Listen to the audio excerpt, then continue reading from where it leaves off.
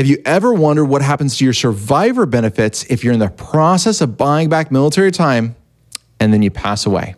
Well, if you have, stay tuned for this FERS Federal Fact Check. Hi, I'm Micah Shilanski with Plan Your Federal Retirement. I'm excited to talk to you a little bit today about survivor benefits. These are so important to understand because irreversible decisions have already been made. And I really love it when spouses are on the same page and they know what these things are in advance and they can make good decisions together. So we have a question from Lisa, and Lisa writes in and asks, what happens to a surviving spouse if an employee dies while working, but that employee is also in the process of buying back military time? My husband has 16 years of civil service under FERS. He is currently buying back his military time of 12 years of military service. He's paid a little bit more than 50% on his military deposit so far. Lisa, that is a great question. Now, in most of these episodes, what I like to do is talk from experience, right? A little bit of authority and a lot of experience as what actually happened with federal employees. And I will say in this case, I've never run into this. I'm not saying it hasn't happened, but I've never had this case. So let me talk to you about what should happen and what the process with OPM would look like. Number one, document.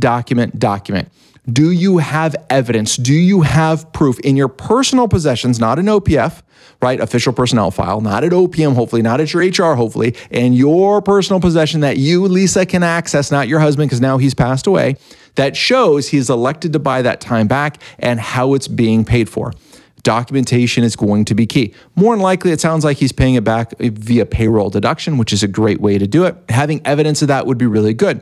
Contacting OPM, we'd submit the survivor benefits. They would come back and say, hey, you have this outstanding debt. They'd probably give you two options to pay for it. Number one is you could write a check and pay for it and get credit for it. Number two is they could have it withheld from your pension. Now, again, never seen this got done, just kind of reading the rules and kind of applying a little bit what I've seen in other cases. Those are probably the two options that OPM would do, but you would get credit because he's already made the election to buy that military service back versus not getting the credit for it because he hasn't fully paid it. OPM is going to allow that time for you to make a deposit in order to get full credit for that, which more than likely you've already made the decision to buy back. So you know that value of that 12 years of service, probably going to make sense to do that at that time. So Lisa, I hope that answers your question. Make sure you hit the like and subscribe button, leave us a great comment, and feel free to send this out to more people. Our goal is to help more than 1 million federal employees with retirement. And the only way we get to do that is with your help. Until next time, happy planning.